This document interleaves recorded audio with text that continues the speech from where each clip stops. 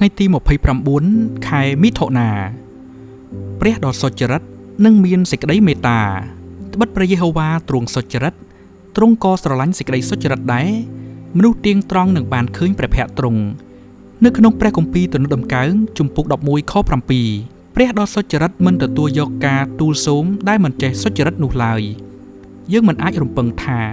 ព្រះដែលតែងតែធ្វើអ្វីដែលត្រឹមត្រូវទ្រង់នឹងប្រើឧបាយកលដើម្បីយើងនោះទេ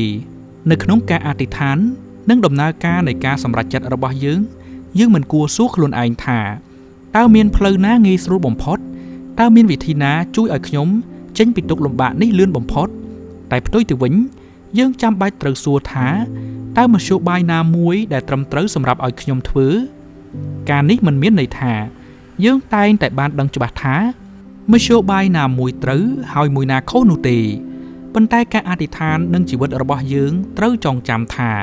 ព្រះទ្រង់បានត្រាស់ហៅយើងឲ្យដើរនៅចំពោះមុខព្រះដ៏បរិសុទ្ធនិងសុចរិតដ៏ខ្ពស់បំផុតអរព្រគុណព្រះអង្គដែលមិនគ្រាន់តែសុចរិតតែក៏មានសេចក្តីមេត្តាផងដែរគឺដូចដែលស្ដេចដាវីតបានបន្លឺសម្លេងថាអោព្រះនៃសេចក្តីសុចរិតរបស់ទូបង្គំអើយដែលម្ដាយមិនអាចបំភ្លេចសម្លេងយំរបស់កូនដែលនាងបានបំបើកដោះជាយ៉ាងណានោះព្រះអង្គក៏មិនដែលប្រងើយកន្តើយចំពោះពាក្យទូលអង្វររបស់យើងដែរក្នុងព្រះគម្ពីរអេសាយជំពូក49ខ15សេចក្តីមេត្តារបស់ព្រះអង្គពិតជាអស្ចារ្យហួសពីការស្មានរបស់យើងកំពុងរស់នៅក្នុងពិភពលោកដែលដំណើរការផ្អែកទៅលើគោលការណ៍ដែលកំណត់ថាយើងទទួលបានអ្វីដែលយើងសមនឹងទទួលហើយយើងធ្វើអ្វីបាននឹងប៉ុន្តែពេលណាយើងចូលទៅរកព្រះគឺយើងចូលទៅរកព្រះដែលមានសេចក្តីមេត្តាជាបរិបូរណ៍ដែលព្រះបានប្រទានយើងនៅអ្វីដែលយើងមិនសមនឹងទទួលចិត្តរបស់អ្នកប្រហែលជាប្រេះស្រាំឬជីវិតអ្នកមានពេញទៅដោយបញ្ហាធំតែអ្នកនៅតែអាចស្រែករកព្រះដ៏សុចរិតរបស់អ្នកថានៅថ្ងៃនេះទូបង្គំត្រូវការសេចក្តីសប្បុរសដែលទូបង្គំមិនសមទទួលទូបង្គំគ្មានហេតុផលអ្វីដែលត្រូវសរសើរខ្លួនឯងអោព្រះអង្គម្ចាស់សូមព្រះអង្គមានសេចក្តីមេត្តាចំពោះទូបង្គំហើយឮពាក្យដែលទូបង្គំអធិដ្ឋានពេលណាយើងចូលចិត្តព្រះអង្គយ៉ាងដូចនេះ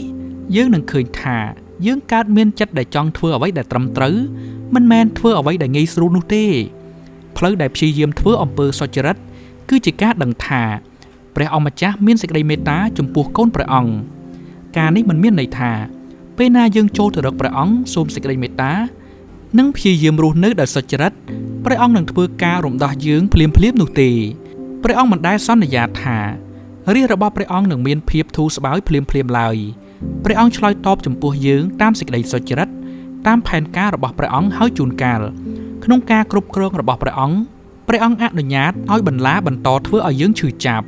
នៅក្នុងព្រះគម្ពីរកូរិនថូសខ្សែទី2ជំពូក12ខ7ដល់ខ10ប៉ុន្តែនៅពេលដែលបន្លានៅក្នុងសាច់នៅឡើយទោះដើមល្វាមិនចេញផ្កាក៏អ្នកនៅតែអាចអរសប្បាយក្នុងព្រះអង្គម្ចាស់ហើយមានអំណរក្នុងព្រះនៃសេចក្តីសង្គ្រោះរបស់អ្នកក្នុងព្រះគម្ពីរហាបាគុកជំពូក3ខ17ដល់ខ18ដោយសារព្រះអង្គសុចរិតព្រះអង្គមិនដែលប្រទានសេចក្តីមេត្តាខុសពេលការអ្វីដែលហាក់ដូចជាមានរសជាតិល្វីងនៅពេលណាមួយយើងនឹងមានរសជាតិផ្អែមក្នុងពេលឆាប់ហើយថ្ងៃមួយអ្នកនឹងបានឃើញព្រះភ័ក្ត្រព្រះអង្គមិនមែនដោយការមើលឃើញតែដោយជំនឿខណៈពេលដែលអ្នកឈរជាមួយពួកបរិសុទ្ធនៅជុំវិញបល្ល័ង្កទ្រង់